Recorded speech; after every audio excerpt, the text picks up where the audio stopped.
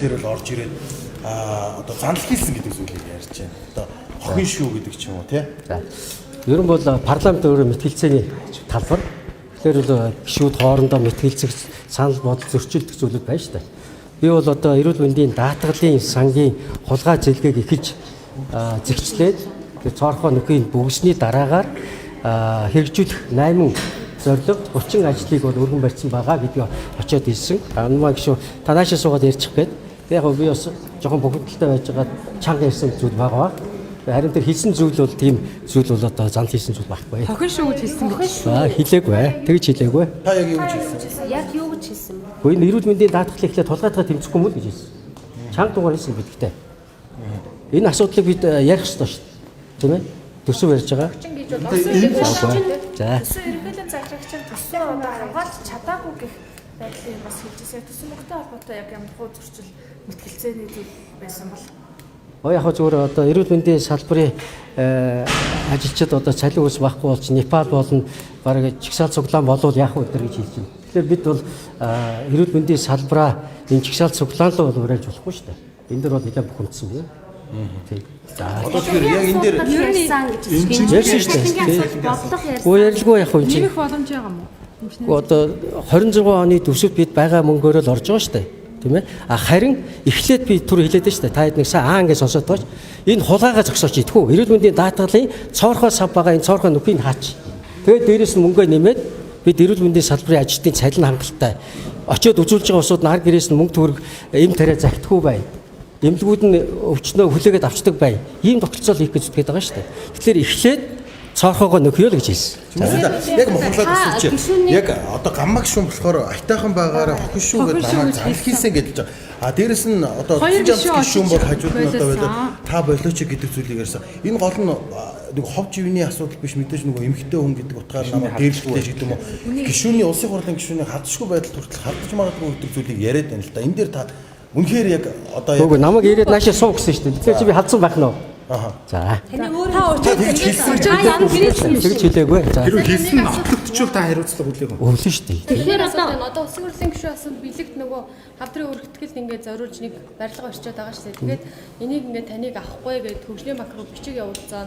Тэгэхээр одоо би энэ барилгаа ингээд хэсэгчлээд худалдааны төв одоо буудал юу байдгийг хэсэгчлээ зараад хөгжлийн банкнаа өрийг төлнө гэдэг асуудал яриад байгаа. Тэгэхээр та хөгжлийн макро үнэхээр тийм бичиг явуулсан юм уу?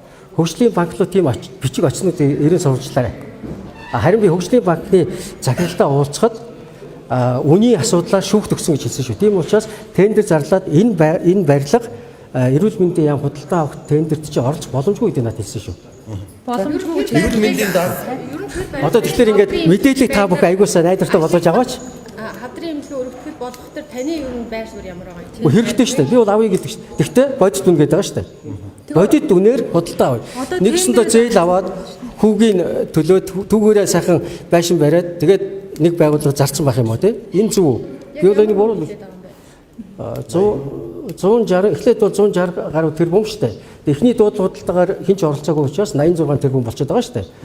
Бид 2 удаа тендер зарчаад байгаа шүү дээ. Хинч оролцоогүй шүү. Тэгээ энэ байгууллага оролцохгүй мүү гэдээ асуугаад байгаа шүү дээ. Эрүүл мэндийн яамнаас эрүүл мэндийн даатгалын даргаыг бол чөлөөсөө одоо даргын сонгонд шалгаруулалтыг хийн гэж байгаа тийм. Тэгэхээр сонгон шалгуулалтын явц ямар хөө шатнаа байгаа. Ер нь даргыг солисноор даатгалын тогтолцоо нь өөрөөсөө ерөө санхүүжилт нь нэг холбоологдсон одоо ялгуурлан гадуурхдаг тогтолцоо байж болохгүй. Тэр бол даргаа шууд хамааралтай байгаа байхгүй. Тийм учраас эхний алхам бол яг ганмаг шивдгээр ярьдаг сэдв байхгүй. Эхлээд хулгайгаа зохицлъя. Хулгайг болгочихё. Тэгэхээр удирдлагаас хамааралтай шүү дээ. Маш хамааралтай шүү. Энд ялгуурлан гадуурхаж болохгүй байхгүй. Тэр эмнэлэгт нэг энэ эмнэлэгт нөхгүй. Тийм ялгуурлан гадуурхал байж болохгүй шүү дээ. Чигд ажиллах хэрэгтэй тийм. Ялгуурлан гадуурхалтаас болоод одоо зарим эмнэлгүүдийн санхүүжилт зогссон байна гэж ойлгож болох. Өнөөдөр сүүлийн өдрүүд ер нь бол эмнэлгүүд эрүүл мэндийн даатгалын санхүүжилт одоо зогссон гэдэг. Би нэг тоо хэлээд байгаа шүү дээ. За ингээд 25 оны эхний улиралд 316 тэрбум төгрөгийн өрийг дарцсан л. Одоо өөр байхгүй. За тэгээ сар болгон улсын эмнэлэг нь хувийн эмнэлгүүд нь та нар ийм мөнгөөр ажиллана шүү. Ингээд он дуусахад энэ мөнгө хүрнэ гэд тохирчихсон гэсэн. Тэгтэл хувийн хэдхэн эмнэлэг 160 тэрбум төгрөгийн төлөвсөн төлөлтөө 8 сард аль хэдийн гүйцэтгээд авчихсан. ямар эмнэлгүүд юм бол хувийн эмнэлгүүд? Жигсаалтын би харахгүй л одоо бүгдийг хэлж мэдэхгүй. Бүгдээр биш шүү.